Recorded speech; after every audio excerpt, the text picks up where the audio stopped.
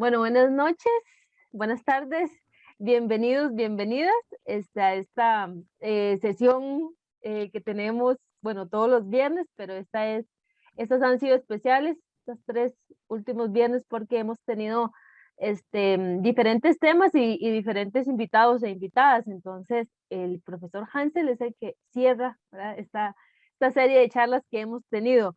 Les damos la cordial bienvenida, gracias por estar acá. Y pues, voy a presentar así a grandes rasgos, al profesor Hansel, que es el que nos va a acompañar hoy. Bueno, el profesor Hansel es costarricense, es bachiller en Ciencias Teológicas y licenciado en Ciencias de la Educación por la Universidad Católica de Costa Rica. Es egresado a la maestría en Ciencias Bíblicas de la Universidad Bíblica Latinoamericana. También tiene estudios de posgrado en el Centro Notre Dame de Sion, en Jerusalén, ¿verdad? De Israel, y estudio teológico agustiniano de Valladolid, de España. Es director de la Escuela de Ciencias Bíblicas y profesor del Nuevo Testamento y de lengua griega en la Universidad Bíblica Latinoamericana, y pues sus áreas de investigación son literatura sapiencial, exégesis del Nuevo Testamento, acercamiento desde la antropología cultural. Y pues, no sé si hay algo que agregar, profe, pero creo que también ahora estás con Serjuk Sion, ¿verdad? Con las hermanitas de Sion, ahí colaborando. Bueno, siempre he colaborado porque las hermanas de Sion me dieron la beca para estudiar en Israel, entonces es de bien nacido ser agradecido, se dice en España. Ah, ok, ok. Entonces, pues, bienvenido seas, ¿verdad? A este proyecto muy bonito que es de los claretianos, que es Revijucla, la Red Bíblica Juvenil Claretiana de América Latina y Antillas. El espacio es todo tuyo y pues, gracias por decir sí. Bueno, muchas gracias. Buenas noches a todos y todas. Empezando precisamente con esa idea, esa frase popular española de que es de bien nacido ser agradecidos. Yo también tengo un enorme agradecimiento con la congregación de los hijos del Corazón de María, del Inmaculado Corazón de María, porque soy egresado del Colegio Claretiano de Costa Rica, entonces soy claretiano también, laico, y durante pues toda mi adolescencia estuve allí en el colegio y aprendiendo y viviendo también, aprendiendo a vivir la espiritualidad de la congregación. El día de hoy eh, o Marjorie me invitó porque también nos conocimos en la Universidad Bíblica Latinoamericana y aunque mi área de trabajo es más la Biblia, ¿verdad? Porque eso es lo que desarrollo en la investigación académica de la universidad, hoy quisiera tocar un tema más de teología práctica, de una cuestión más pastoral que tiene que ver con las claves de lectura de la encíclica Fratelli Tutti del Papa Francisco. Pero para ello, mi idea es como que en más o menos unos 40 minutos, mostrarles una presentación, explicarles algunos detalles y no cansar mucho con una exposición extensa, más que es de una cuestión más práctica, ¿verdad? Y luego que podamos tener un espacio para preguntas, para comentarios. Sé que muchos de los detalles que veremos hoy, algunos de ustedes ya los conocen, me lo imagino, no conozco la formación de todos y cada una de ustedes, pero me disculpo de antemano si alguna de las cosas podría ser ya similar, conocida o alguna cosa así, pero la idea es que podamos conversar, que podamos compartir, aclarar algunas de nuestras ideas también y también conocer un poco el contexto del pensamiento del actual obispo de Roma, de inicialmente Jorge Mario Bergoglio, el Papa Francisco, ¿verdad? Porque hay que conocer un poco sus raíces para conocer sus escritos. Es un personaje realmente mediático, sin duda, porque desde que salió a la Plaza de San Pedro, aquella noche lluviosa de Roma, pues fue absolutamente innovador en muchas de las cosas que vimos. Pero también hay que entender un poco ese fenómeno Francisco, si le queremos llamar así, de dónde viene, cuáles son sus orígenes, sus líneas teológicas también, ¿verdad? Porque como pastor en Buenos Aires también desarrolló un magisterio de enseñanza, ¿verdad? Entonces es importante, valga la redundancia allí, es importante que conozcamos algunos de estos detalles y en particular para ustedes que también trabajan con grupos juveniles, ¿verdad? Cuando se haga referencia a las exhortaciones, a los documentos, que se cite en algún momento al Papa Francisco, entender por qué dice ciertas cosas, cuáles son sus frases, cuáles son sus líneas. Eso es muy valioso y tiene que ver con la contextualización del escrito, es también contextualizar al autor del escrito y la influencia que hay tras la escritura de estos documentos, ¿verdad? Muchos de ustedes, algunos tal vez serán sudamericanos y conocen bastante bien o bastante más que yo algunos de los elementos que les voy a presentar hoy. Entonces, voy a mostrarles la pantalla. La presentación yo se la voy a pasar a Marjorie, entonces para que ustedes la puedan posteriormente, si alguien la quiera tener y que puedan tener la libertad de seguir lo que vamos a conversar, ¿verdad? Yo le decía a Marjorie que me gustaría hablar un poco de algunas claves de lectura. Clave significa llave, ¿verdad? Un espacio para poder, o una herramienta para poder abrir una puerta y poder interpretar varios elementos. En este caso me centré en la última encíclica de el obispo de Roma, Francisco, eh, sobre la fraternidad y la amistad social. Eh, Sin embargo, tenemos allí en continuidad varios otros documentos, ¿verdad? Que se han escrito desde que asume el pontificado el Papa Francisco. Eh, y ahorita en particular voy a destacar a uno de ellos que a mi entender es el más importante de su magisterio pontificio. Y no es Fratelli Tutti. Fratelli Tutti se desprende de ese otro documento. Me estoy refiriendo a la exhortación apostólica Evangelii Gaudium, que hay que leer con lupa, con detenimiento y con cuidado, porque es un documento que marca la hoja de ruta del pontificado. Entonces es un documento que delinea y que de alguna forma delimita a todos los demás. Un primer elemento que hay que saber es que la encíclica Fratelli Tutti, esta de la cual vamos a hablar, el último documento publicado, es una encíclica social, es decir, pertenece a la gran tradición que denominamos en la teología práctica, en la parte pastoral, ¿verdad? Le llamamos doctrina social de la Iglesia, ¿ok?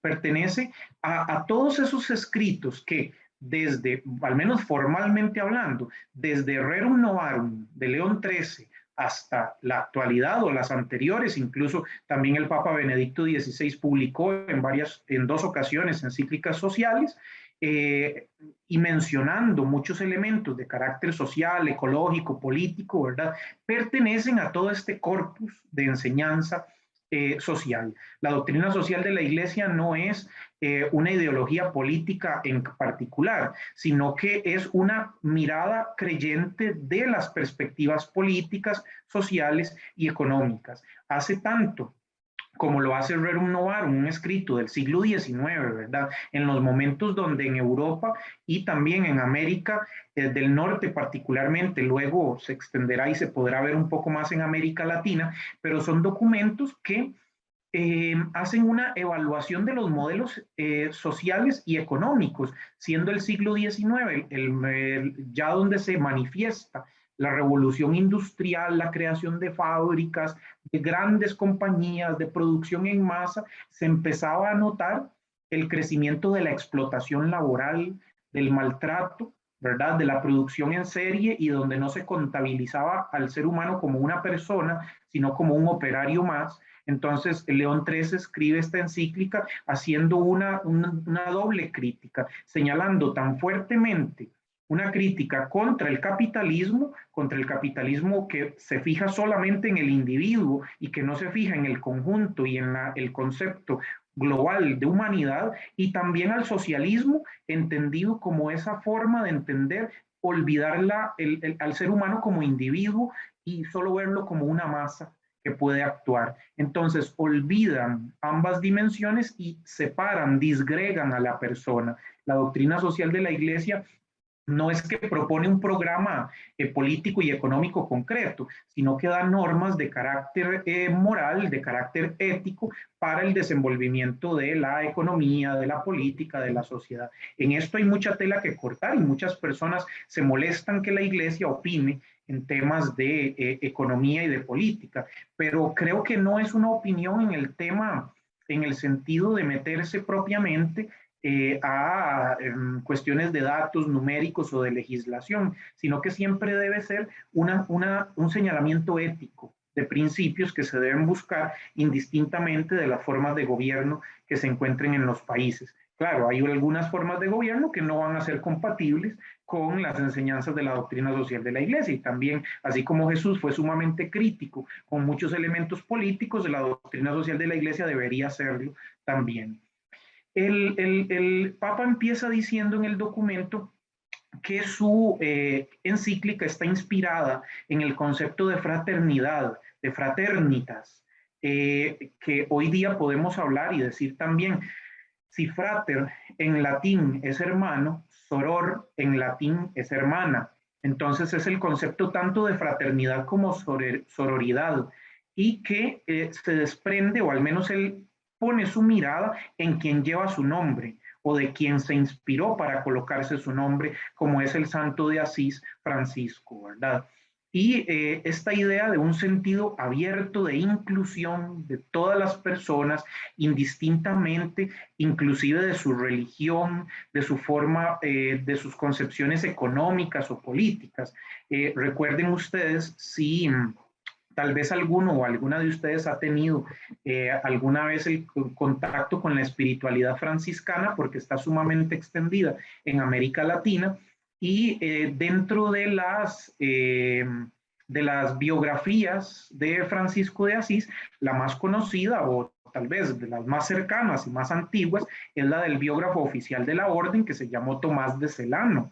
Tomás de Celano narra en clave, por supuesto, también es un escrito medieval, entonces muy, digamos, muy ejemplarizante, muy exaltante de la figura del santo de Asís, pero nos cuenta una anécdota del encuentro de Francisco de Asís y de su viaje a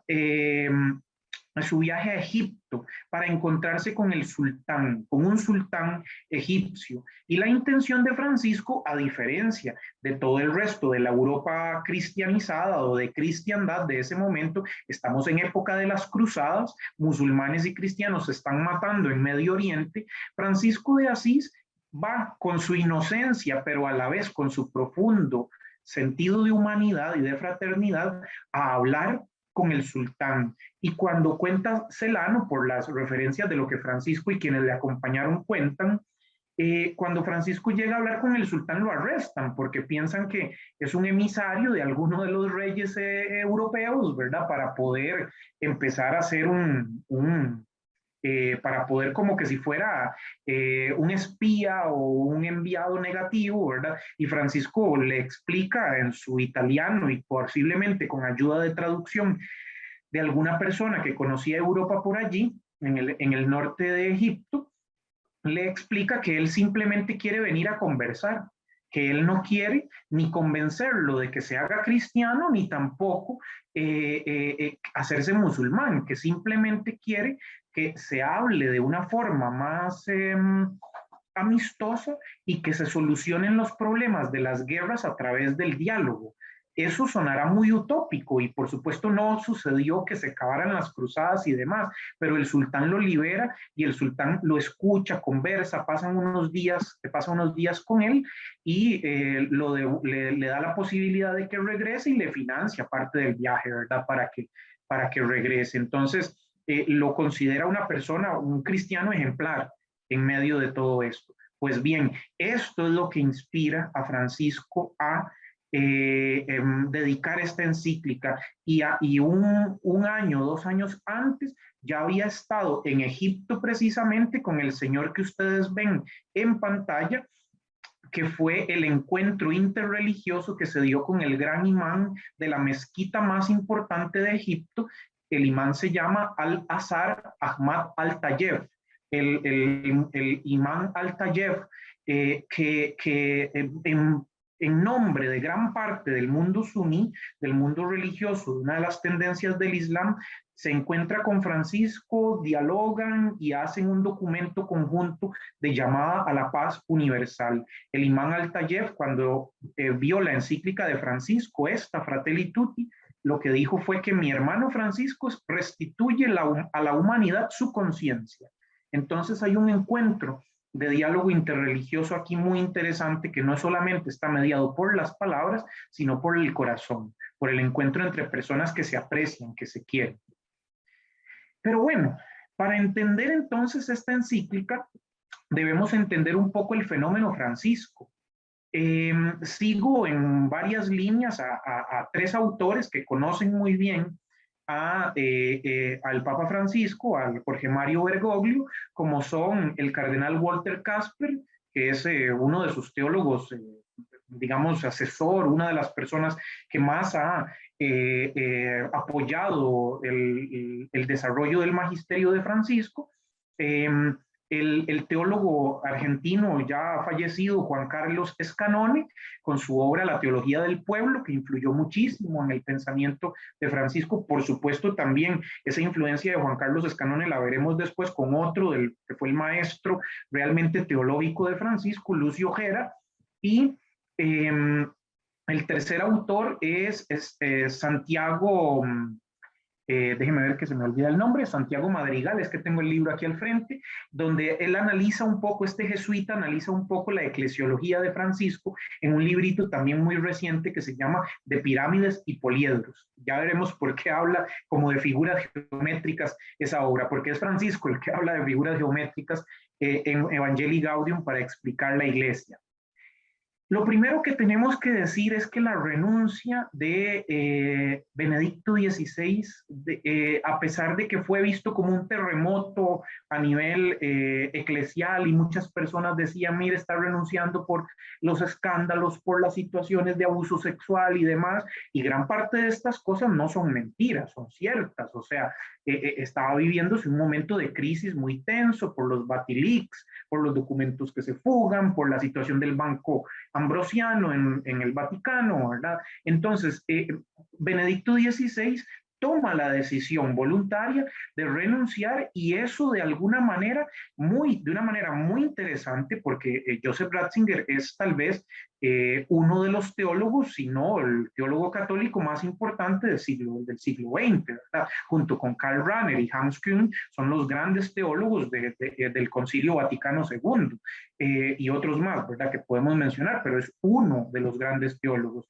Es impensable considerar que Benedicto XVI renunciara sin saber lo que estaba haciendo a nivel teológico. Es decir, estaba de alguna forma rompiendo una tradición de más o menos 800 años en que un papa no renunciaba, y que ya en la mente suya y mía estaba la idea de que el papa tenía que conservarse hasta el final, ¿verdad? Y Benedicto XVI dice, no, el papado es un ministerio, y como ministerio es un servicio, y si yo no lo puedo otorgar bien, mi responsabilidad es renunciar y darle espacio a alguien que lo pueda hacer mejor. Porque el papado no es vitalicio, tampoco es ontológico, o sea, no es algo que lo tengo de hoy para siempre y que es una unción divina en la cual no puedo renunciar a eso. No, es un servicio, y como servicio, como ministerio, es una forma de ponerse al pie de los demás para ayudar. Por eso, de alguna manera, su renuncia humanizó al papado, ¿verdad? De esa aura de santidad que tenía, exagerada, y no estoy quitando ni estoy criticando nada, simplemente algo que decía José Ignacio González Faust y otros teólogos, ¿verdad? El católico tiene una mente muy, muy marcada de papolatría, ¿verdad? Todo lo que el papa diga así es. Entonces, de alguna manera, la renuncia de Benedicto XVI humaniza al papado, y esto da una apertura para que en la iglesia se pueda discutir de una manera más abierta muchos de elementos que tal vez no habían sido discutidos antes. Jorge Mario Bergoglio no era, lo dice Walter Casper, que estuvo en el cónclave, ¿verdad? No era papable en ese cónclave donde salió electo. No era una persona que los cardenales pensaran que iban a elegir por su edad, 76 años en ese momento, ya casi a 4 de jubilarse, ¿verdad? Y también por condiciones de salud, aunque tiene una buena salud, ¿verdad? También en algún momento tuvo afecciones respiratorias y tiene problemas con un pulmón, entonces esa situación hacía que no fuera papable. Sí lo fue, dice Casper, en 2005, en el cónclave que salió electo Benedicto XVI. Bergoglio fue un contendiente importante en la votación. Por supuesto no van a decir cuántos votos, pero significa que ya su nombre se escuchaba de alguna manera. Recuerden, para los que conocen un poquito de historia reciente de la Iglesia, que también en ese cónclave, el del 2005, donde Joseph Ratzinger sale electo como papa, también estuvo en esa votación uno de los grandes cardenales jesuitas más influyentes en la iglesia del siglo XX, como fue el cardenal Carlo Maria Martini. Y Martini era prácticamente el ala progresista de ese sector. No me gusta usar etiquetas, pero para que nos entendamos, ¿verdad? Cuando yo digo conservador no estoy diciéndolo en mal sentido, estoy diciendo porque conserva la tradición. Y cuando digo progresista estoy diciéndolo porque tiene ideas de conservar la tradición, pero también de dar pasos hacia adelante en algunos temas que tal vez no se quisiera desde otro punto de vista abordar. Entonces, no era papable en el segundo cónclave, pero definitivamente los cardenales cuando se reúnen y también hay discursos, conferencias y algunas cosas entre ellos, Jorge Mario Bergoglio dio un discurso sobre la iglesia en salida hacia las periferias y de alguna manera eso lo volvió a posicionar como una figura importante y salió electo papa, ¿verdad? Hay muchos otros detalles que podríamos adentrarnos allí, pero son cuestiones más indirectas porque siempre el cónclave es algo secreto, ¿verdad? Entonces se sabe por referencias de quienes estuvieron allí como Casper o por amistades, por ejemplo, de personas de la curia romana.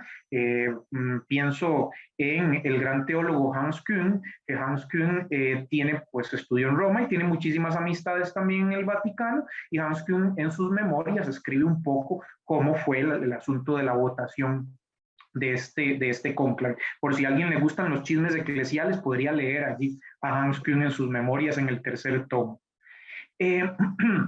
Al ser electo, obispo de Roma siguió impresionando, porque al salir en la ventana de la Plaza de San Pedro, al balcón de la Plaza de San Pedro, nunca se dijo a sí mismo papa, lo dijo al final, pero siempre habló como obispo de Roma. Esto es rescatar el ministerio propio de el obispo de la ciudad capital del Imperio Antiguo, ¿verdad? Ser el obispo de Roma, no un superobispo. El Papa no es un obispo que está sobre los demás. El Papa es el obispo de Roma y que su ministerio es crear vínculos de comunión entre todos los obispos del mundo, ¿verdad? Y por lo tanto hablar en nombre de ellos, pero él no es alguien que está sobre ellos, que impone, que quita, que elimina, como a veces sucedió en la historia. En realidad, los primeros 3 siglos del cristianismo veían al obispo de Roma como aquel que era el primum inter pares, el primero entre los iguales, ¿verdad? Aquel que es el servum servorum Dei, el siervo de los siervos de Dios, ¿verdad? Aquel que está más bien al servicio de otros. No usó la museta, no usó otros signos. La museta es ese cosito rojo, ¿verdad? Que se ponían herencia también del Imperio Romano. No usó nada de eso, ninguno de los signos de dignidad pontificia. Pidió la bendición del pueblo antes de darla a él. Habló ese día del camino conjunto, que en griego se dice sinjodos, sínodo. Es una cosa, es un elemento que está actualmente desarrollándose, el sínodo de una iglesia en salida, el sínodo de pensar la iglesia, ¿verdad? De que caminemos juntos, tal vez no nos llevamos bien, pero en el camino vamos limando asperezas, vamos caminando, vamos hablando, vamos escuchándonos. Demostró con gestos en lo que consiste el primado del obispo de Roma, ¿verdad? El primado de Roma no es una superioridad sobre los demás, sino que es la comunión en la caridad. Y esto es una cita del siglo II de San Ignacio de Antioquía.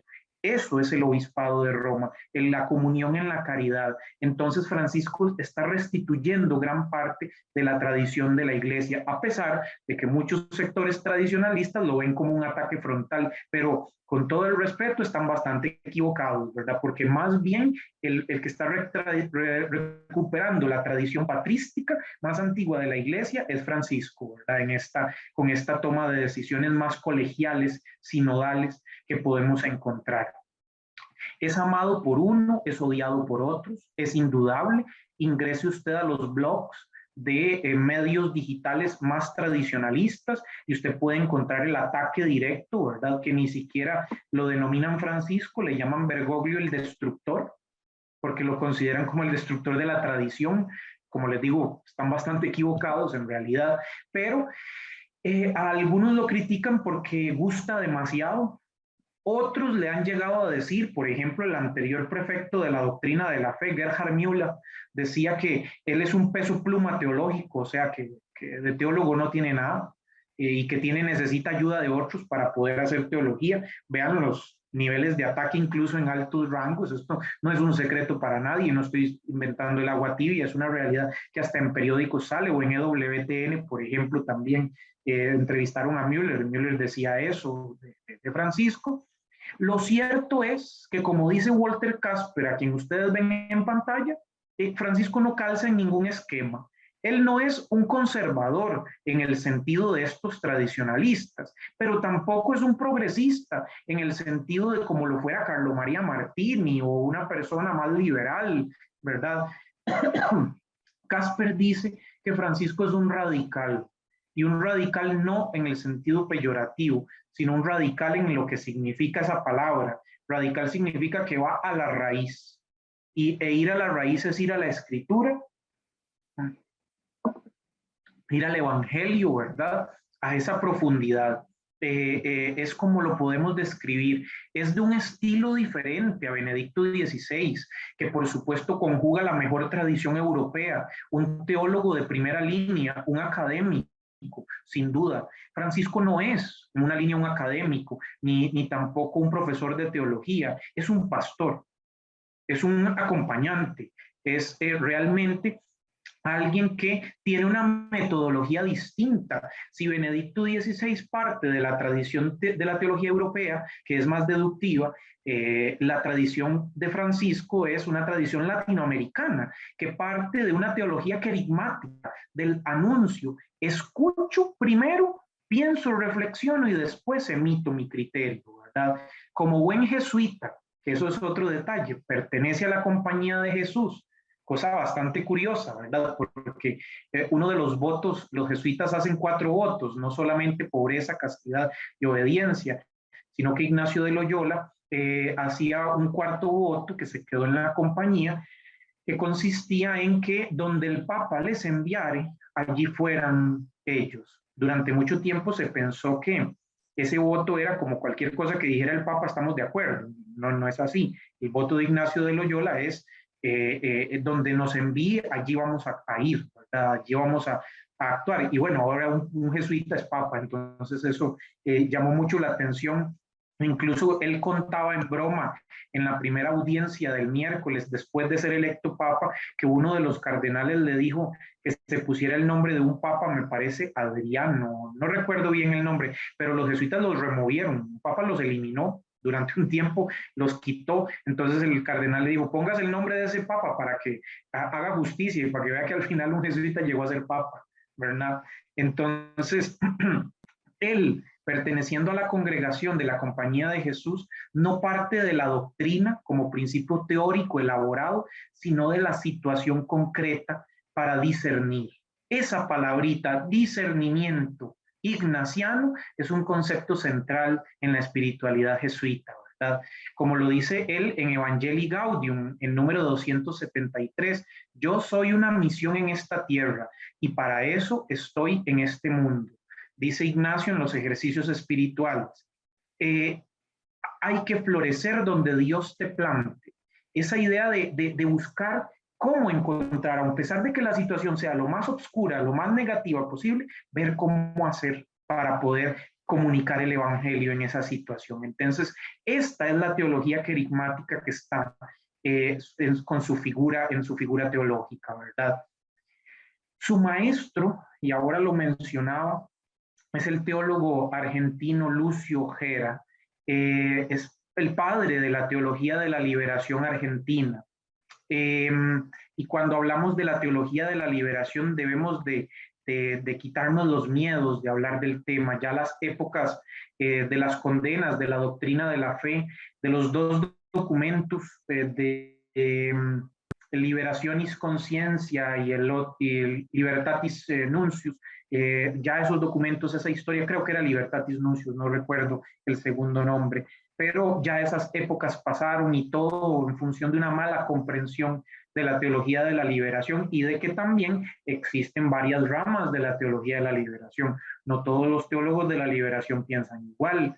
No es lo mismo leer a Juan Luis II con su esquema muy, muy fuerte de una crítica estructural a la iglesia desde la escuela de Frankfurt alemana, que resuma o retoma muchas cosas también de la lucha de clases marxista, que leer a Leonardo Wolff con su espiritualidad ecológica, a Gustavo Gutiérrez, ¿verdad? Que no plantea el tema de la lucha de clases en su teología de la liberación, sino más bien el tema de la búsqueda del camino conjunto, por supuesto, dándose cuenta de que hay enfrentamientos. Eso es algo que socialmente uno no puede negar. La teología argentina es una teología que Juan Carlos Escanone, un profesor de Francisco jesuita, denominó la teología del pueblo, porque no parte del concepto de la lucha de clases marxista, sino de un análisis de la cultura, de un análisis de la realidad concreta allí determinada, a ver qué se piensa y a partir de ese pensamiento cultural entrar a dialogar con ese pensamiento cultural. Tiene una continuidad de alguna manera con Juan XXIII y con el Papa Pablo VI, los papas del concilio, ¿verdad? Porque Juan XXIII habló durante la época del Concilio Vaticano II y promovió una iglesia de los pobres, hablaba Juan XXIII, y muchos de los obispos que participaron en el Concilio Vaticano II se comprometieron en sus diócesis a formar esta iglesia de los pobres, pero el concilio después quedó en una pausa, en un freno durante la época de Juan Pablo II y Benedicto XVI, que tuvieron un poco más de desconfianza con esta apertura. Entonces, no es que fueron contra el concilio, pero sí pusieron un freno a las reformas que se venían dando. Francisco es retomar esa fuente que proviene de Juan XXIII y Pablo VI, de ese concilio, de las reformas del Concilio Vaticano II. Tampoco nos debe dar miedo hablar de reforma. La palabra reforma no le pertenece a Lutero, aunque él concretó en gran parte muchos de los elementos de reforma que con el paso del tiempo se dieron cuenta de que eran necesarios. Otros elementos, tal vez mucha gente no está de acuerdo a nivel teológico, pero Francisco cita a Lutero en muchas ocasiones y lo cita también en sus elementos positivos. Y digo que la palabra reforma no le pertenece a Lutero porque ya desde el siglo XIII, siglo XIV, habían en distintas regiones de la iglesia católico-romana, en los ambientes como el sínodo de Vienne u otros sínodos, se hablaba de reformar la iglesia. Es una idea que ya era anterior. Incluso el concepto de reforma pertenece al sínodo de Vienne del siglo XIV, años 1300, y ese sínodo decía reformatio tan in capitas quam in membris, reformar la iglesia tanto en la cabeza como en los miembros. Muy fuerte esa idea del concilio de Vienne y que por supuesto no le dieron pelota. Entonces, eso se quedó allí en una idea, pero ya habían antecedentes. Francisco de alguna forma está en continuidad con Juan XXIII y Pablo VI, pero curiosamente es el primer papa que no estuvo presente en el Vaticano II. Joseph Ratzinger, Benedicto XVI sí, Karol Wojtyła, Juan Pablo II sí, Juan Pablo I también, Pablo VI, por supuesto, y Juan XXIII, quien lo convoca. Pero Francisco es el primero que no estuvo como obispo allí, marca una nueva etapa, ¿verdad?, en el episcopado romano y en un retomar las reformas del concilio que se habían dejado de lado o al menos puesto en un congelador durante un tiempo. Como les digo, y lo decía igual el cardenal Walter Casper, Francisco no es encasillable. Para él la realidad prima sobre las ideas, es primero la persona, la realidad concreta, más que una idea preconcebida. Y inclusive, a diferencia del mismo Concilio Vaticano II, que plantea la Iglesia como una forma circular, donde el centro es Cristo y todos estamos equidistantes a Él, Francisco dice que la Iglesia no es un círculo, sino que, y menos aún una pirámide, ¿verdad? Como era el preconcilio, donde el obispo de Roma y los obispos están por encima de los laicos, ni una pirámide, ni tampoco un círculo. Él habla de que la Iglesia es un poliedro, como lo que usted ve en pantalla, esa imagen, un poliedro, es decir, una figura que tiene múltiples lados, diferentes entre sí, unos más distantes que otros, unos más encontrados, unos redondos, otros cuadrados. Es un poliedro multidimensional, porque, y dice en Evangelii Gaudium 236, el modelo no es la esfera, círculo o la esfera tridimensional, que no es superior a las partes, donde cada punto es equidistante del centro y no hay diferencias entre unos y otros. Por eso es que no escoge el círculo, porque en el círculo todo el mundo está en la misma posición y todo el mundo es igualito. Y no es así. Francisco recupera el tema de la pluralidad, de la diversidad.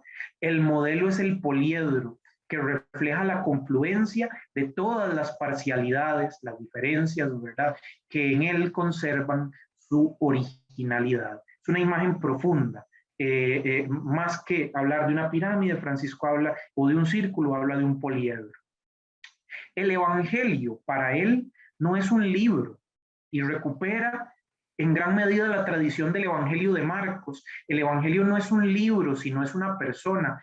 El Evangelio de Marcos empieza diciendo, Evangelio es Jesús, Evangelio de Jesús el Cristo.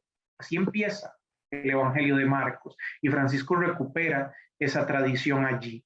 Cambia, incluso tomando una frase de Martín Lutero, lo menciona en Evangelii Gaudium, cambia el corazón encorvado sobre sí mismo, o sea, ese corazón que es cerrado. No, ese no es el corazón del Evangelio. Cor incurvatum, como lo decía Lutero, el corazón del cristiano no es cerrado, sino que se vuelve misericordioso hacia adentro, pero para abrirse a los demás. La misericordia, que ustedes han escuchado muchísimo, es la clave de lectura del Evangelio y de la realidad eclesial. Hay que leer Evangelii Gaudium, es, les digo, el documento más importante que marca su hoja de ruta, y retoma una frase muy antigua y la coloca en su escudo, en el escudo tanto episcopal de cuando era obispo de Buenos Aires, arzobispo de Buenos Aires, como ahora obispo de Roma con el mismo escudo, ¿verdad? En latín, miserando, atque eligiendo, mirándome o volviéndose con misericordia me eligió, quiere decir la frase. Entonces, esa idea de misericordia la tiene de hace un montón de años, desde que era obispo, arzobispo de Buenos Aires. Y es una frase que pertenece a la profunda tradición de la Iglesia, por más de que mucha gente diga, es que eso de la misericordia, eso es como que todo el mundo haga lo que le da la gana, que es ser complaciente y demás. No, Tomás de Aquino decía que Dios no estaba atado a nuestras normas de justicia, sino que la misericordia es su esencia. No se trata de un laissez-faire, de un dejar hacer, o sea, que todo el mundo haga lo que quiera, tampoco de un cristianismo light, como dicen algunos, sino de entender que la vida es la que moldeó la doctrina. Los primeros cristianos no estaban pensando en dogmas, estaban pensando en vivir su fe. Y con base en la vida fue que las doctrinas y los dogmas fueron surgiendo. No es la severidad, sino, como decía Juan 23, la medicina de la misericordia, lo que identifica al cristianismo, o debería identificarlo.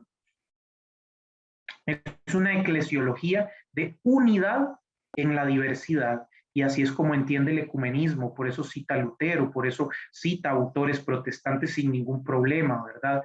Por eso es que propone una conversión del papado en Evangelii Gaudium 32, conversión del papado, porque todo en el cristianismo debe estar en camino de metanoia, de conversión. Y el diálogo también interreligioso es el fin para mejorar la vida. Él tiene como fin, debería tener como fin, no solamente sentarnos a hablar y tomar café, sino el mejorar la vida de los más débiles de cada una de las comunidades, de hablar de temas que nos vinculan, de temas que nos unen, sin anular nuestras diferencias, porque las diferencias nos enriquecen, siempre van a estar allí. Es muy diferente esta idea, porque a veces la gente dice, mejor, y lo dicen con una buena intención, yo lo digo también positivamente, eh, mejor hablemos de las cosas que nos unen y no de las que nos dividen. Sí, pero más bien hablemos de las cosas que nos unen y también enseñemos las cosas que son diferentes en nosotros, que nos separan, porque eso nos hace diversos y la diferencia es la que gesta el diálogo. Si no existieran diferencias, no existiría diálogo. Y el hecho de que yo valore, de que alguien piense diferente de mí, eso significa dar un paso más allá de la tolerancia. Tolerar es aguantarse a alguien, respetarlo es valorarlo, a pesar de que yo no esté de acuerdo. Entonces, eso es un paso más grande, ¿verdad? En este sentido, es que entiende una iglesia pobre, que sea ejemplo y denunciante de la economía que mata, como él le llama, ¿verdad? De la economía del libre mercado, del neoliberalismo. Francisco es muy crítico con las consecuencias de la visión económica liberal o neoliberal que ve el asunto o la economía, lo veremos más adelante porque en Fratelli Tutti él lo menciona, de esa economía del derrame, que es, bueno, entre más ricos hayan, pues lo tanto van a haber más puestos de trabajo. Sabemos que en la práctica no es así, entre más ricos hayan, se acaparan los puestos y se cierra el asunto sobre sí mismo. Entonces es un crítico y él lo habla directamente con fundamentos económicos de otros autores allí, de que esa economía lo que hace es matar, es una globalización de la indiferencia. Deben haber accesos más igualitarios para las personas sin que eso anule las diferencias entre las personas. Fratelli Tutti, como les decía, y ustedes ven ahí la publicación de la editorial Verbo Divino, todas las demás editoriales también hicieron su publicación, me gusta mucho la portada de Verbo Divino, por eso la puse. Fratelli Tutti es un proyecto ad extra, es un proyecto hacia afuera. La otra, la que les decía, Evangelii Gaudium, la exhortación apostólica, porque es otro tipo de documento, es un documento hacia adentro, para el quehacer eclesial. Una encíclica, para que lo diferenciemos, es la carta personal de un papa, es la carta, su punto de vista, su opinión acerca del tema y que tiene un elemento magisterial, porque por algo está escribiendo y firmando como Francisco. Pero la Evangelii Gaudium es una exhortación apostólica. Una exhortación apostólica no es solo un escrito del Papa, sino que es los resultados de un sínodo y él resume los resultados de un sínodo y da su criterio. Entonces, las exhortaciones tienen un sentido más colectivo, las encíclicas son más individuales, esa es la diferencia. Digamos, son documentos propios del magisterio papal, los únicos documentos a nivel magisterial que están por encima de este tipo de documentos son los documentos de los concilios, como la Constitución Gaudium et Spes, Dei Verbum, Lumen Gentium, que son las del Concilio Vaticano II. Esas tienen un nivel mayor, ¿verdad? Y son como un paraguas que ampara los demás documentos que están allí. Pero Fratelli Tutti es para el mundo, para incluso los que no son creyentes. Y Evangelii Gaudium es para la iglesia, para los cristianos y cristianas que formamos parte de la iglesia. Francisco empieza su encíclica Fratelli Tutti diciendo: Fratelli Tutti, escribía San Francisco de Asís para dirigirse a todos los hermanos y las hermanas y proponerles una forma de vida con sabor a evangelio. Fratelli Tutti, en italiano, en el italiano que Francisco escribe, siglo XIII, es hermanos todos, ¿verdad? Y ahora hermanos y hermanas todos y todas. Entonces, tiene que ver con esta apertura hacia todos los demás, a entender la humanidad como una fraternidad y una sororidad universal.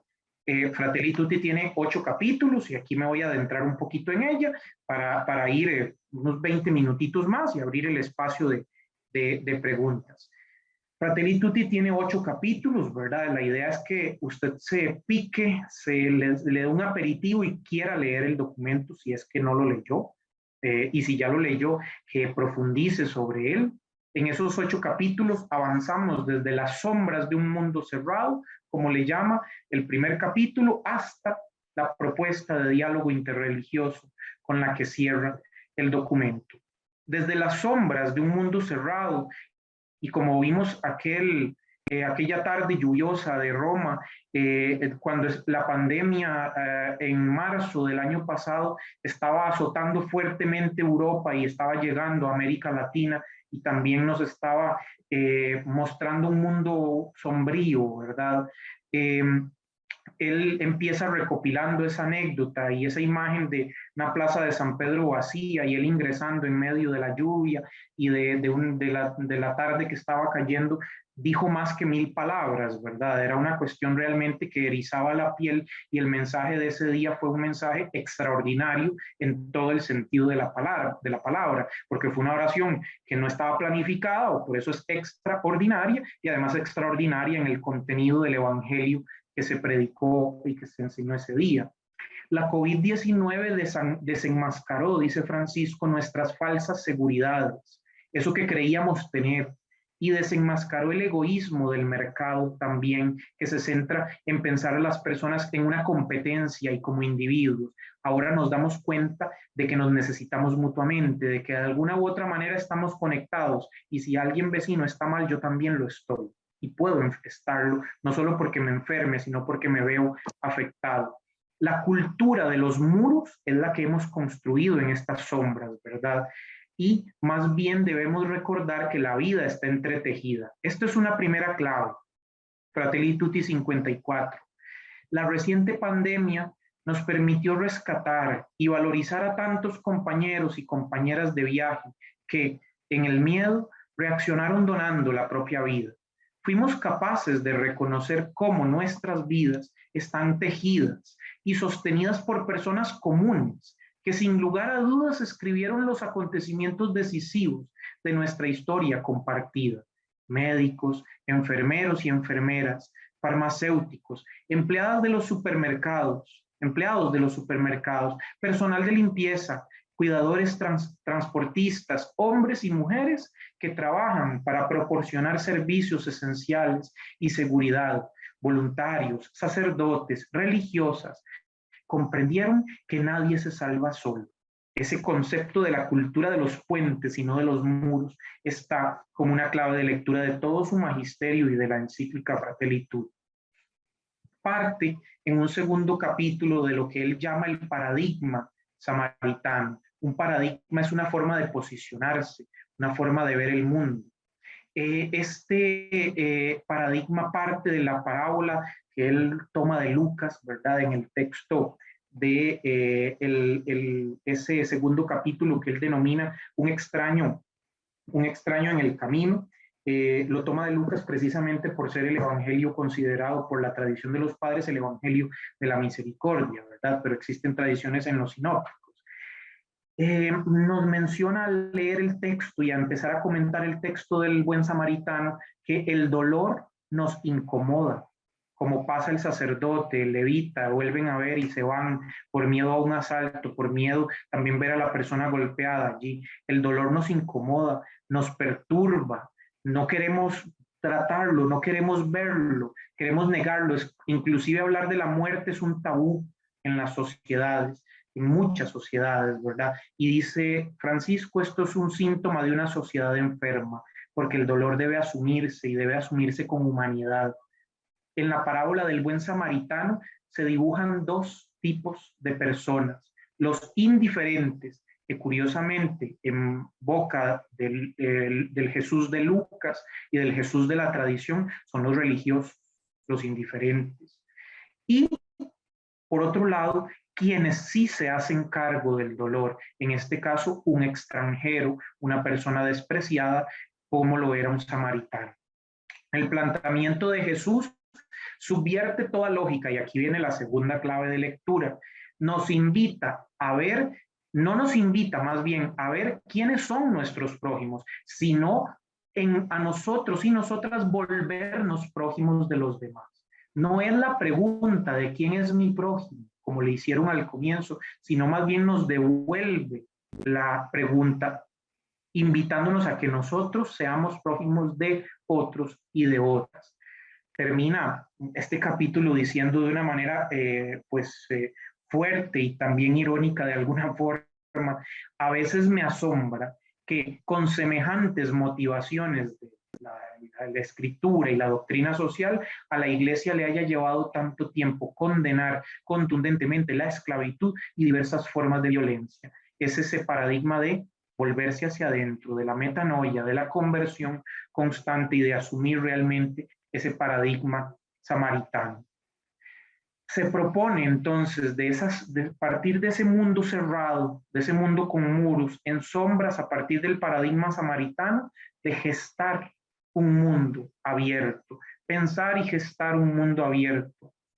La experiencia de familia, dice en este capítulo como clave de lectura, la experiencia que todos y todas tenemos en nuestras familias nos hace entender que en realidad la humanidad es una familia más grande, que así como hay un núcleo familiar, hay familias más extensas y la humanidad es una familia extensa.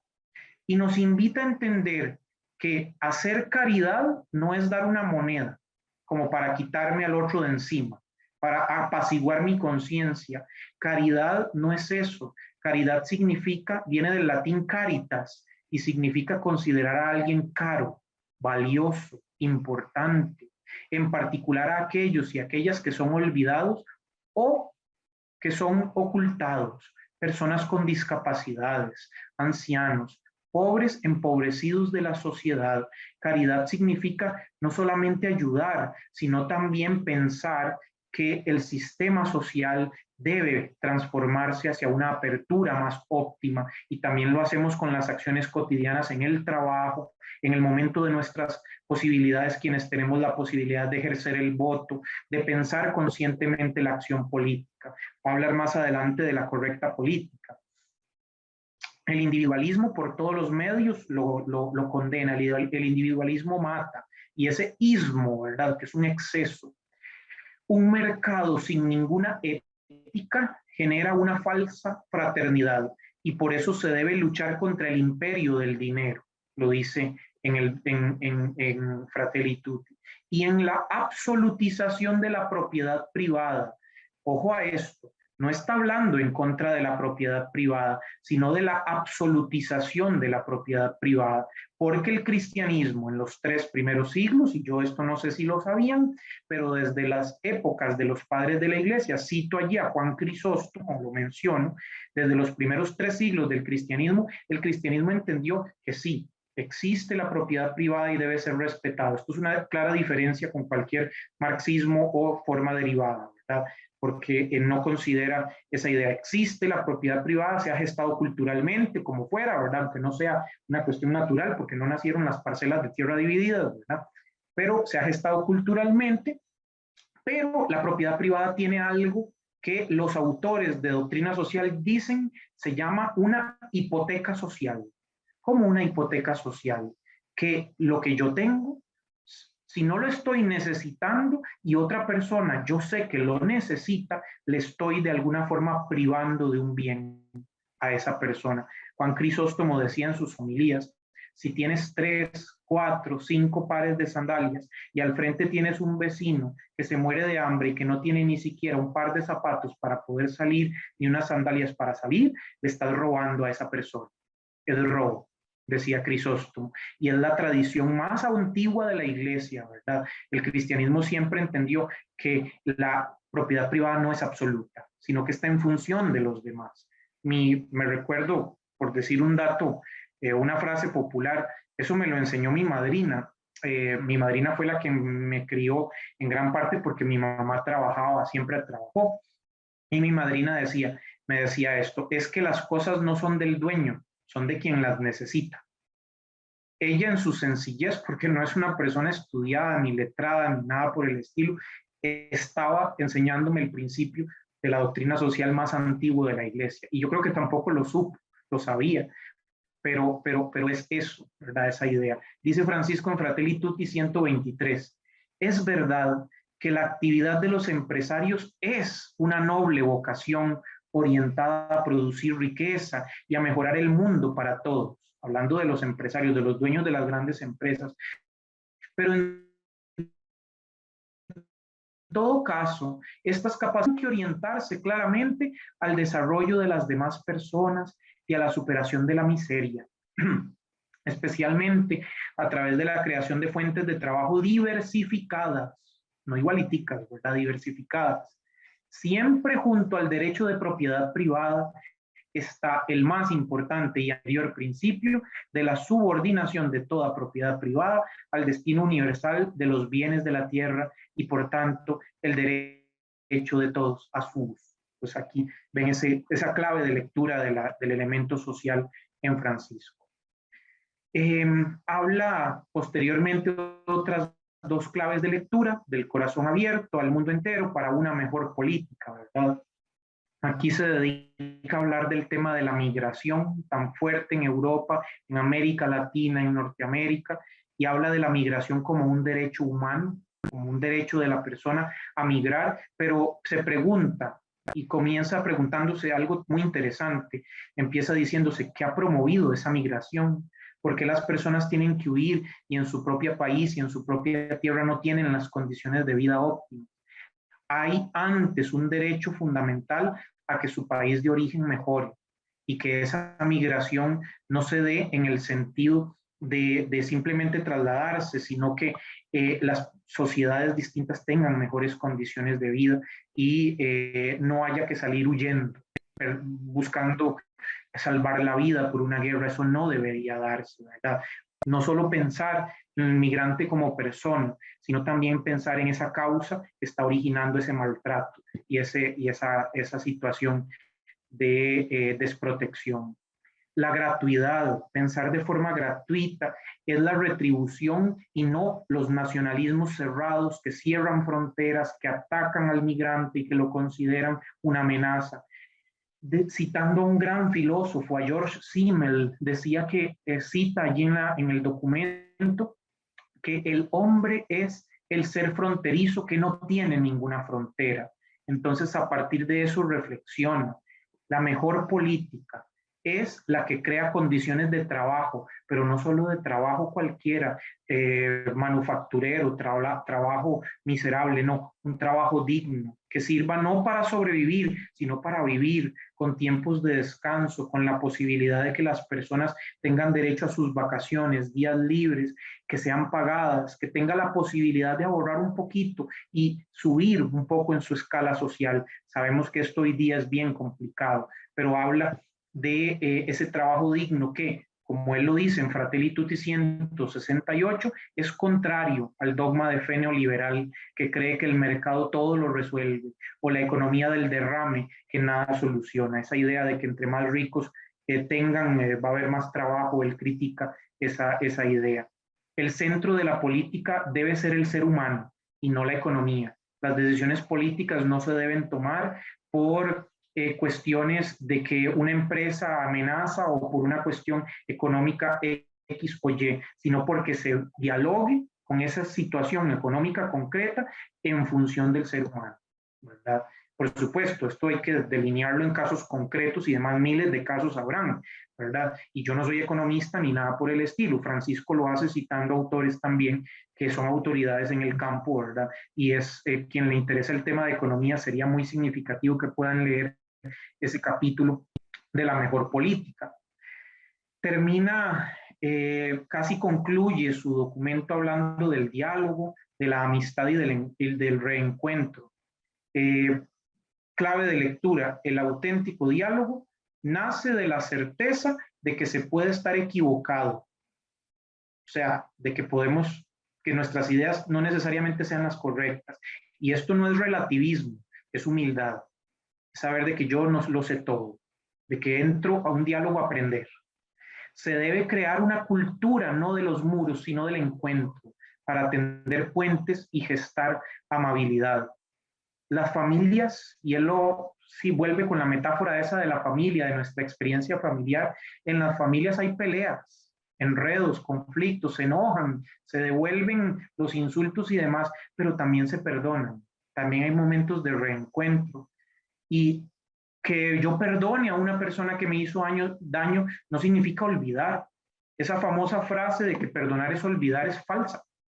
Francisco critica eso y creo, no solo Francisco, yo antes incluso que Francisco lo escribiera allí, ya lo pensaba y en algún momento cuando leía a Paul Ricoeur sobre el tema del perdón y del olvido, de la memoria, me llamó mucho la atención que tenía esa misma idea. Perdonar no es olvidar, perdonar es recordar sin dolor, superar el odio, superar el rencor, superar ese sentimiento de venganza que está allí y pone como ejemplo la Shoah, es decir, el holocausto judío, que no gusta de llamar holocausto porque no es un sacrificio agradable a Dios, ¿verdad?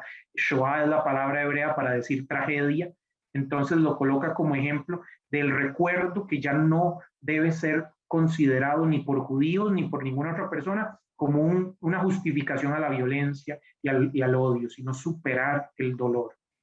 Se trata entonces de encontrar a los últimos, a los descartados, a los desechados de la sociedad, y así se elimina el poder de la muerte que cree tener el opresor, ¿verdad? Porque también, como lo dice allí en Fratelli Tutti 241-242, no se trata de proponer un perdón renunciando a los propios derechos ante un poderoso corrupto, ante un criminal o ante alguien que degrada nuestra dignidad.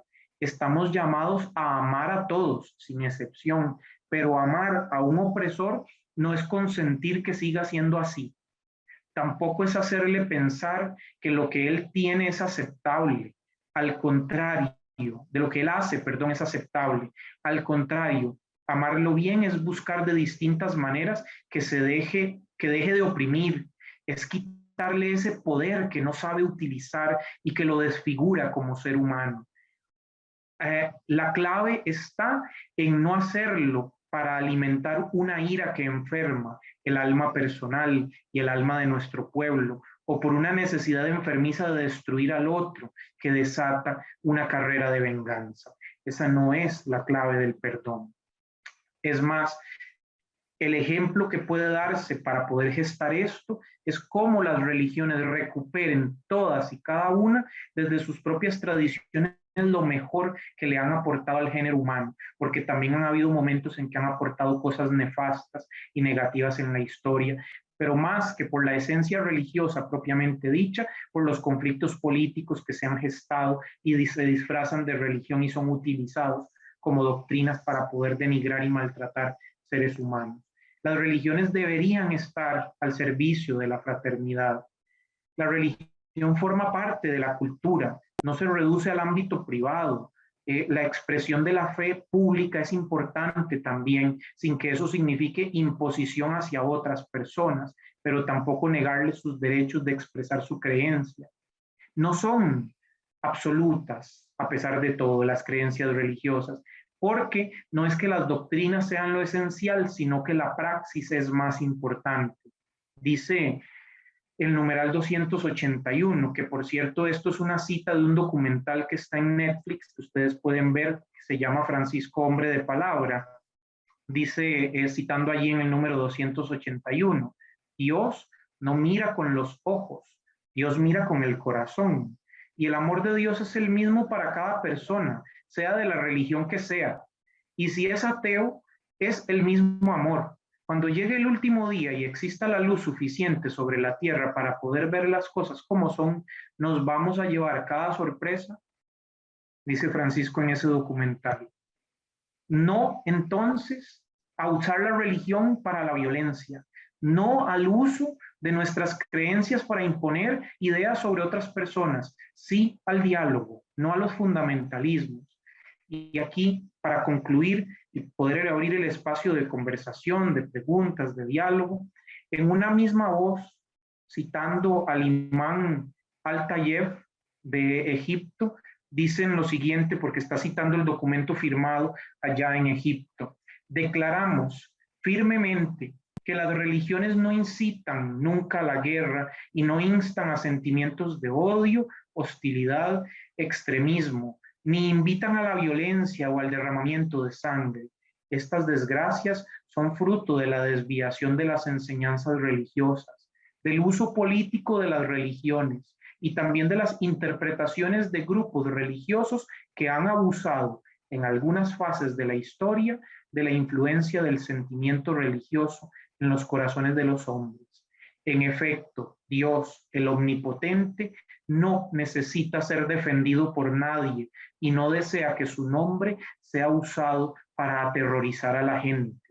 Es muy fuerte la declaración, ¿verdad? La invitación final es que ¿cómo podemos contrarrestar esto? Solamente gestando una cultura dialógica, una cultura del encuentro, polilógica, decía Raymond Panikkar, porque no es solo que hablen dos, es que hablen todos. Una cultura que abra el diálogo. En el nombre de Dios, dice Fratelli Tutti 285, el numeral final, y de todo esto asumimos la cultura del diálogo como camino, la colaboración común como conducta, el conocimiento recíproco como método y criterio. Y con esto podemos ver algunas ideas allí generales, algunas claves de lectura que son importantes para el trabajo pastoral en distintos ambientes. Y les agradezco mucho que me hayan seguido en este ratito. Me extendí un poquito más, pero algunas frases, algunas explicaciones eran necesarias. Y me gustaría escucharles preguntas, comentarios. Espero que no hayan insultos, ¿verdad? Es todo importante.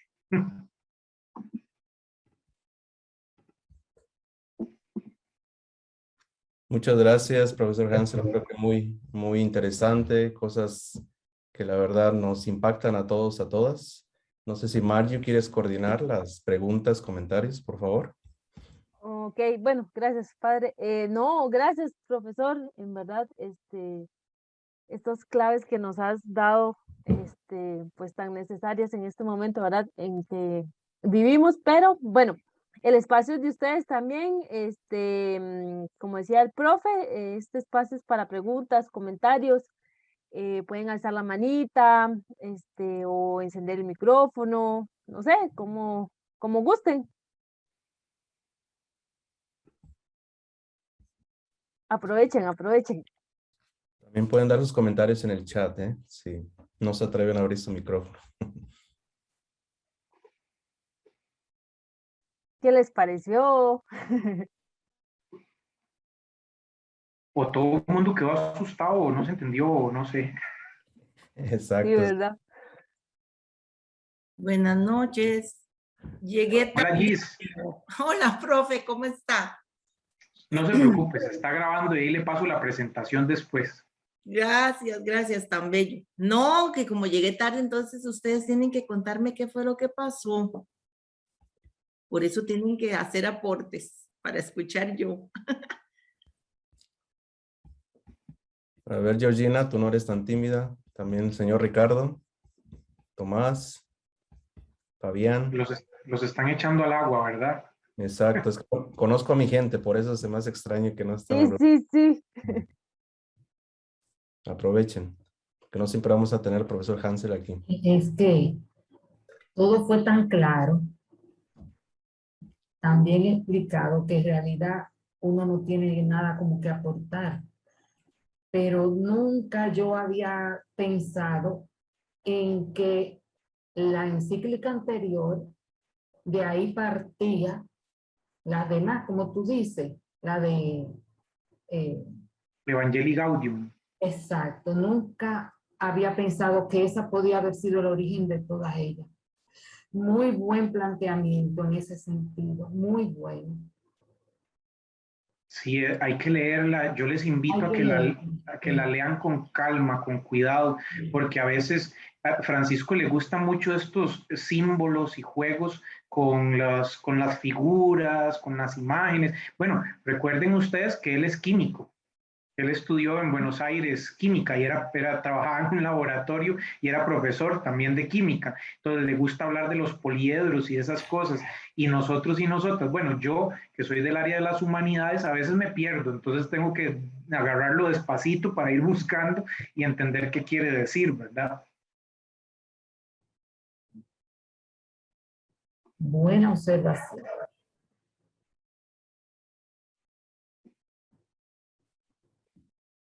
¿Alguien más que quiera hacer un comentario, pregunta? ¿Voy a hacer un comentario? Adelante, Ricardo. Ya, sí, un pequeño... El Papa es químico y sabe de estructuras químicas y que están bastante relacionados también con estructuras geométricas. Es poliedro. Sí, yo no sé, esa imagen parece que la eligió el mismo Papa, ¿o no? En la O la del presentación. poliedro. Ah, sí, sí, él lo dice Ya, en o la Evangelio. elegiste tú. Ah, la imagen de la presentación la elegí yo, Ah, ¿verdad? la elegiste tú. Ya, ya, ya. Sí. Entonces está bien, está bien. Porque el poliedro es una suma de pequeñas pirámides y representa quizás la intención, sin proponértelo, de esa suma de pequeñas pirámides. Porque al leer todo el texto de la Fratelli Tutti, que yo lo leí esto tiene ya hace más de un año atrás, ¿no? Sí. ¿Sí? Ujú. Digamos, en el tiempo ya esto fue escrito y dado a conocer hace ya bastante tiempo. Em,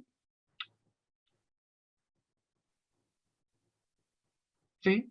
¿Te fijas? Exactamente. Es una Adelante. suma de pequeñas pirámides. Y cada Exacto. pirámide tiene una estructura así de un emperador y hacia abajo.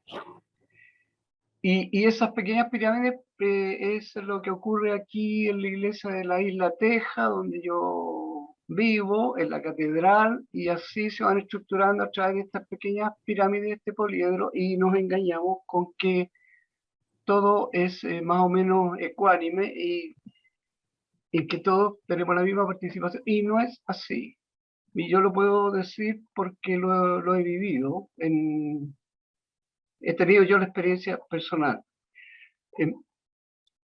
De esto, como te decía, ya hace bastante tiempo que se escribió esto y fue bastante impresionante leerlo y muy motivador. O sea, fue como un golpe vitamínico, pero me da la impresión de que de corta duración, porque se leyó y se guardó. Y se discutió en pequeños grupos, yo lo discutí con unos amigos y todo eso, y pensamos que este avión iba a despegar y tenía una autonomía de vuelo pero extraordinaria. Pero me da la impresión que no ha sido así. Y creo que es bienaventurado lo que voy a decir un poco, y creo que parte del mismo Papa, de sus posiciones que tiene frente al concepto de vida que él tiene, frente a la ambigüedad que tiene frente a la homosexualidad.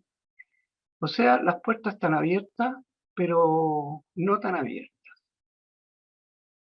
Hay puertas, ¿ya? Y hay muros. Y la cantidad de puentes que se ha construido es, yo diría que es mínima. Y es bueno, y me alegro mucho que el tema haya sido el Fratelli Tutti, porque es como empezar a recordar que hay algo ahí que está guardado, y está casi nuevo, no se ha usado. Y creo que es una herramienta que hay que empezar a utilizar de alguna forma. Y creo que cada uno de nosotros tiene la misión de limpiarla y ponerla en ejercicio como fue la primera intención, que creo que el Papa lo hizo con una excelente intención. Pero, no sé, aquí hay personas de varios países, de distintas partes, y yo estoy transmitiendo una experiencia que la he visto acá en Chile y en el sur de Chile, y que tal vez no sea similar a la que han vivido cada uno de ustedes. Ahora, esto está motivado, veo gente joven, lo que es pero muy, es como estas pastillitas o estas bebidas efervescentes, chispeantes, y que a uno lo refrescan y lo motivan para tomar esto, leerlo, releerlo y difundirlo.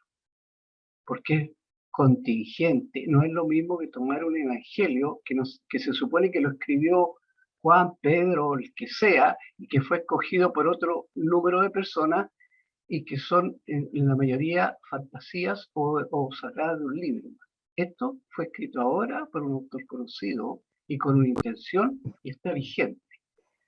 Creo que tiene la importancia y hay que sumarlo a lo que creo que el compromiso que se debe adquirir cada uno es sumar esto, tenerlo, justo si tiene la Biblia, tenerlo metido ahí, y leerlo, y agregarlo. Si va a leer el Evangelio, leamos también uno de los, porque está numerado, y todo es rico, todo lo que dice ahí es un aporte. Y tal vez es un aporte que tiene más valor que tomar la Biblia y empezar a interpretarla y que cada uno interpreta la fe de un punto de vista diferente. Lo que dice aquí es una realidad y lo que propone es hacer estructurar fuerte esa realidad. Eso es lo que quería comentar. No, muchas gracias, Ricardo. Y yo coincido prácticamente en todo lo que mencionas, porque el caso de Costa Rica ha sido igual. Digamos, la experiencia de las iglesias, de la conferencia episcopal ha sido pues prácticamente nulo. Yo no he visto foros de discusión, yo no he visto espacios de diálogo del documento, ni nada por el estilo. Muy bonito, se anunció y se guardó y listo, ¿verdad? Y también tienes razón en gran parte de que a veces la actitud del mismo Francisco, que es ambiguo en ciertos temas, que sí, pero no, y es más así como muy cuidadoso con eso. A veces uno se queda como con las ganas de que, bueno, muchacho, dígalo, bueno, muchacho, señor, ¿verdad? Dígalo, porque estoy esperando que lo digas, pero no lo mencionas, ¿verdad? Entonces, pero también yo me pongo, a veces me pongo a pensar, yo soy una persona joven, y tal vez por eso lo puedo pensar así, pero otras personas también lo piensan igual, pero también me pongo en la posición de decir, pucha, en este momento con la política eclesial interna dentro del catolicismo está absolutamente polarizada y esa situación es bien compleja, ¿verdad? Yo creo que él también se juega en mucho cuando habla ciertas cosas, ¿verdad? Dónde las dice, porque no es lo mismo escribirlo en un texto que decirlo en una rueda de prensa, ¿verdad? Entonces, también es política lo que está haciendo porque es complejo la situación actual. Hay un enorme sector que no lo quiere para nada, ¿verdad? Entonces, hay una situación bien tensa a nivel eclesial. Profe, y con lo que comentaba don Ricardo, releerlo, releerlo, releerlo, tenerlo ahí, pero también hacerlo vida, ponerlo en práctica, ¿verdad? Con todas estas claves que nos da Fratelli Tutti. Entonces, nada más eso. Claudia Meléndez y después Tomás. Muchas gracias. Agradecerle a Hansel por las claves de lectura de Fratelli Tutti. Medio la había leído, pero con esto ya creo que me voy a detener a leerla más tranquila. Solo tengo una pequeña duda. Creo que José María Castillo hablaba que Jesús velaba por relaciones circulares, fraternas, algo así. ¿Sería entonces ahora más correcto decir relaciones poliédricas, fraternas? Bueno, Francisco, digamos, cuando él propone, no es que está tratando de superar un esquema u otro, porque yo les decía que la idea del Concilio Vaticano II, la eclesiología del concilio, es muy circular en el sentido de decir que no existen puestos de privilegios y de poder, ¿verdad? Sino que invierte esa idea de una pirámide donde todos están posicionados. Por eso el concilio habló mucho de Cristo en el centro y todos y todas alrededor, ¿verdad? Esa era la tónica.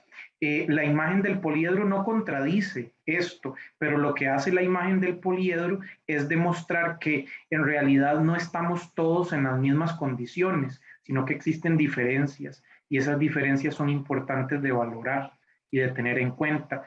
Entonces, el modelo eclesiológico del concilio lo mantiene, sin duda, pero lo que está haciendo es especificando un poco más que no se trata de hacernos todos una masa igual, sino que hay diversidad y esas diversidades enriquecen a la iglesia. Por eso la imagen del poliedro. Muchísimas gracias, Hans. No, con mucho gusto, Claudia. Tomás. ¿Aló? ¿Se me escucha? Sí, se escucha bien. Buenas noches, profesor Hansel.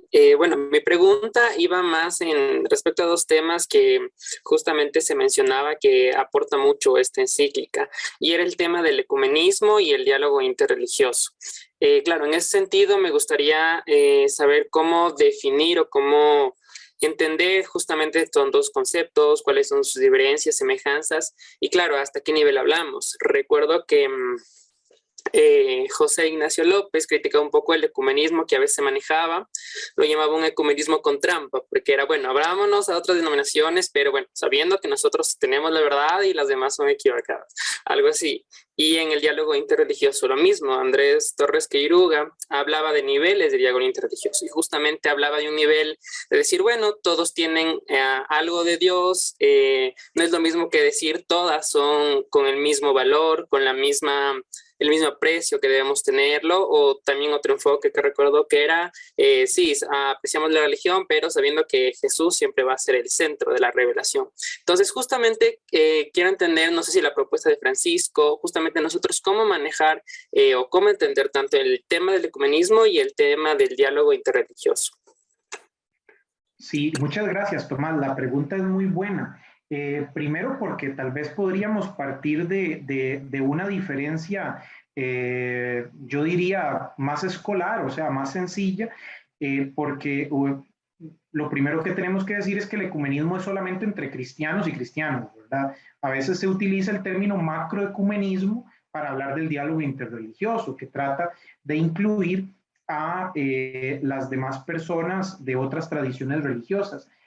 Porque la palabra ecumenismo viene de oikumene, que significa casa común o ese bloque común, ¿verdad? Es universo conocido, oikos, que es casa, ¿verdad? De ahí viene la palabra ecumenismo.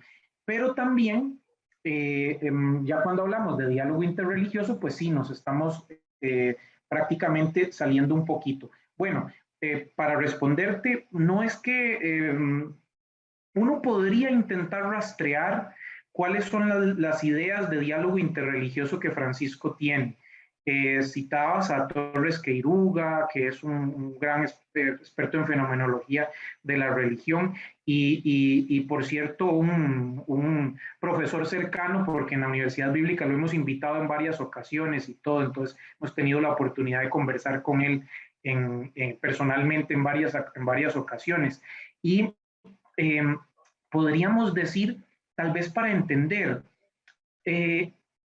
hoy día en diálogo, en modelos de diálogo interreligioso, se habla de que debemos superar los esquemas comparativos de las religiones. ¿Por qué? Porque, digamos, desde el estudio histórico del fenómeno religioso, nosotros y nosotras somos herederos de los estudios de los antropólogos franceses, de los filósofos alemanes, de la tradición europea, y a veces no nos fijamos que en América Latina hemos aprendido o tenemos algo muy particular, que tratamos de entender cada tradición religiosa en su mundo propio, sin salirnos de esa realidad. O sea, yo no puedo evaluar el Islam, ¿sí?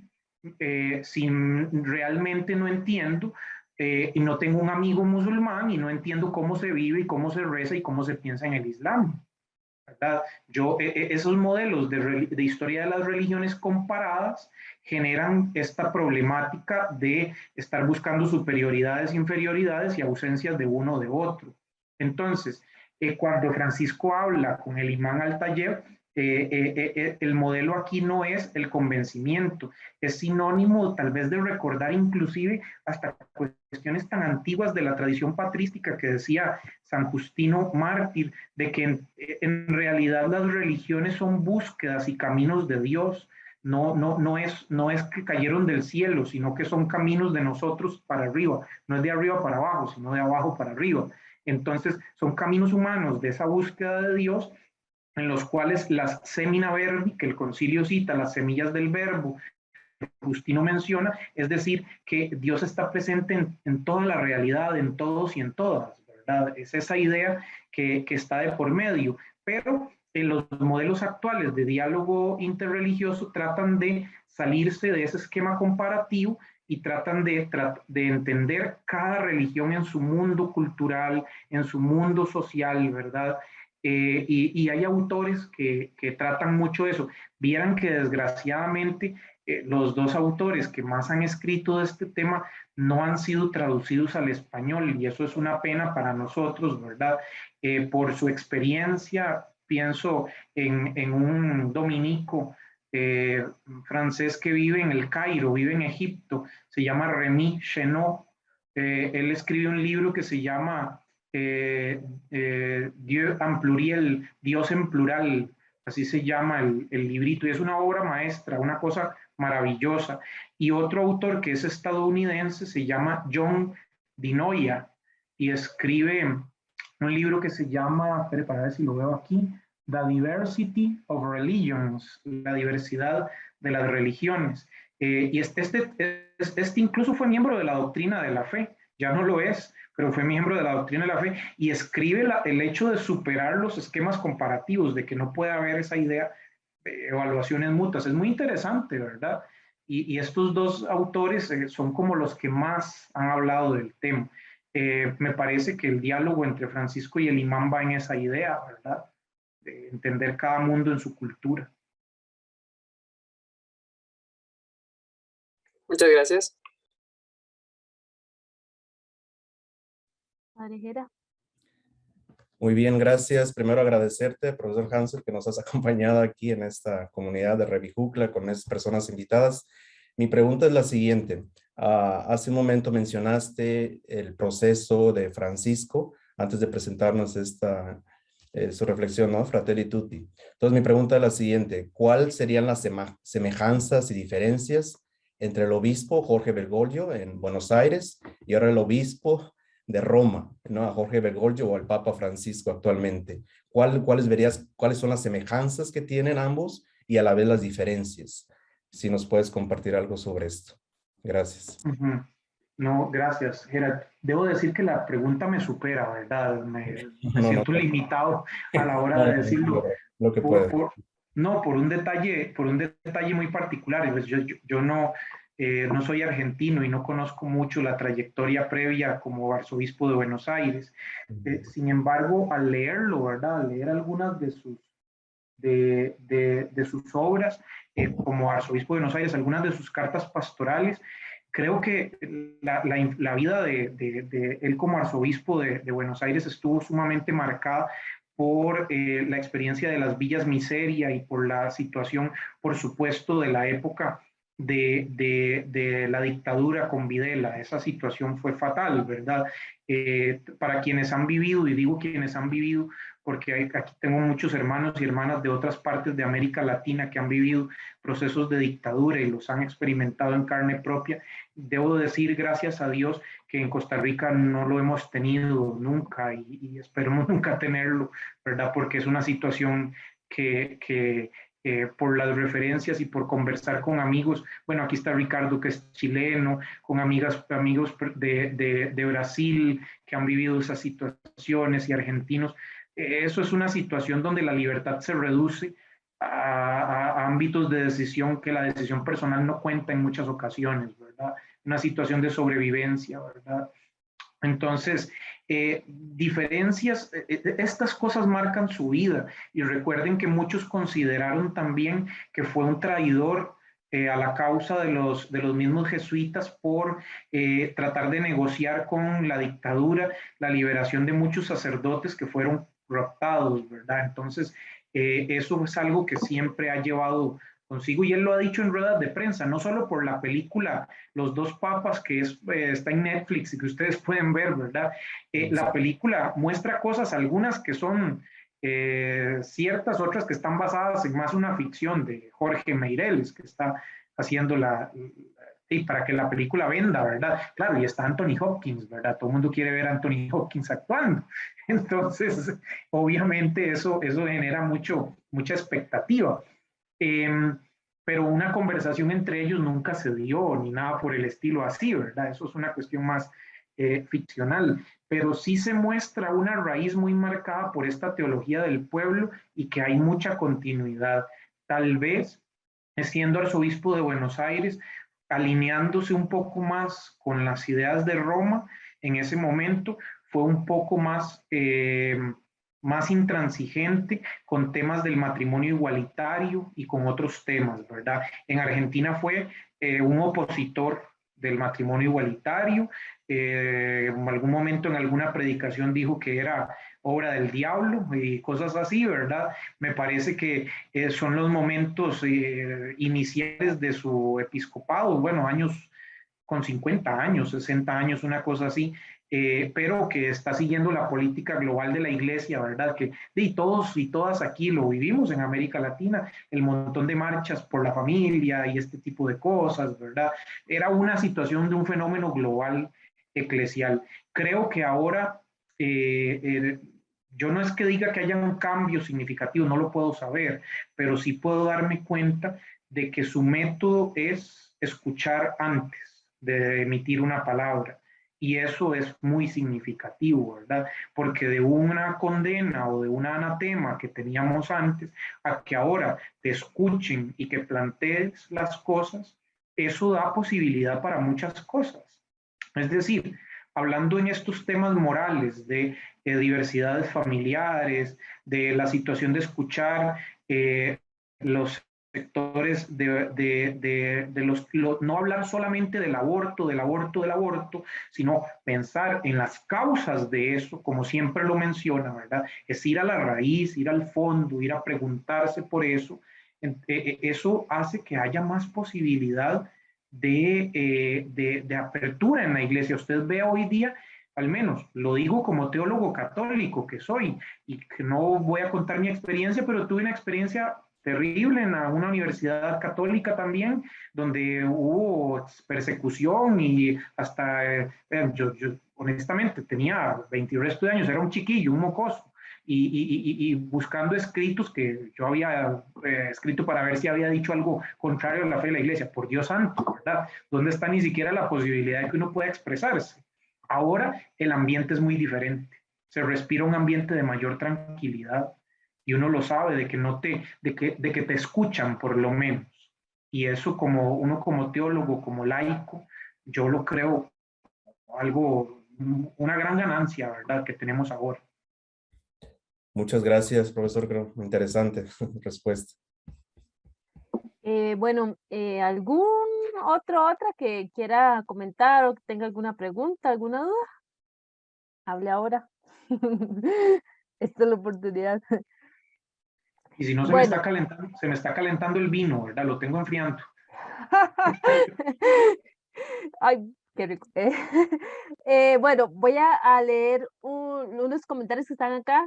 Si no hay alguien que quiera hablar, bueno, dice, te felicito, Hansel, nos dice Jorge Moreira, gracias, explica claro del fenómeno del Papa Francisco, Dios te bendiga. Giselle nos dice, el problema de Francisco es que casi que está solo, la mayoría de sus compañeros están en contra de esos temas, ¿verdad? Y Beatriz nos decía que, bueno, en cuanto a la pregunta del padre Jera, que si había alguna diferencia, ella decía, creo que no hay diferencia, siempre fue muy cercano al pueblo y humilde. Y Sonia nos dice, gracias al profesor teólogo Hansel, sus opciones son excelentes, se explica clarísimo, el Papa Francisco marcó la diferencia, bendiciones. Bueno, si no hay algún comentario, alguna pregunta, algo, pues ya para ir cerrando y pues agradecerles el que estén acá, agradecer al profesor Hansel por acompañarnos. La verdad es que pues nos quedamos con esas claves, ¿verdad? Que él nos mencionaba de la misericordia, del ecumenismo, que el dolor debe asumirse con humanidad, ¿verdad? el volvernos prójimos de los otros y de las otras, el pensar y gestar una nueva humanidad, un mundo más abierto, y el de la caridad, ¿verdad? El de considerar al otro o a la otra como valioso, ¿verdad? O valiosa. Entonces, eso fue, digamos, lo que yo pude apuntar, y pues ahora, como les decía, ahora corresponde hacerlo vida, ¿verdad? Que se note con nuestras acciones. Bueno, Gis. Y bueno, no, yo, aunque llegué tarde con el dolor del mundo, porque tenía una reunión que no podía faltar, sé la disposición que siempre tiene el profesor Hansel y la gran sabiduría que también siempre comparte. Entonces, agradecerle esa cercanía, especialmente con la familia claretiana que siempre he tenido con el Centro Bíblico, y ahora ya a nivel de toda América, ¿verdad? Entonces, qué bueno, y muchísimas gracias por compartir siempre, por esa disposición, por ese don de servicio. Y esperamos que no sea la primera vez, sino la primera de muchas. Sí, ahí dicen, sería excelente que lo sigan invitando, y que qué lástima que termina. Es un placer escucharlo, tan joven y clarísimo. Gracias, soy de Uruguay. Un saludo hasta Sudamérica, muchas gracias. Muchas gracias a vos, profe. No sé si quieren abrir sus cámaras y tomarnos una foto final. Okay. Posemos, peinémonos, perfumémonos. Pero los que se pueden peinar, ¿no? Bueno, todos están guapos y guapas, conste, ¿verdad? Sí. Para mí la peineta es un accesorio que está nuevo, ¿no? Bueno, ahí va la foto.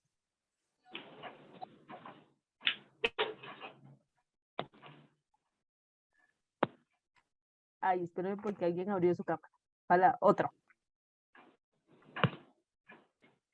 Ay, otra, alguien abrió más la cámara. Listo, ahora sí, la definitiva. Muchas gracias. Gracias a ustedes. Todo muy claro. Gracias. Muy claro. Gracias. Buenas noches. Muchísimas gracias. Feliz noche.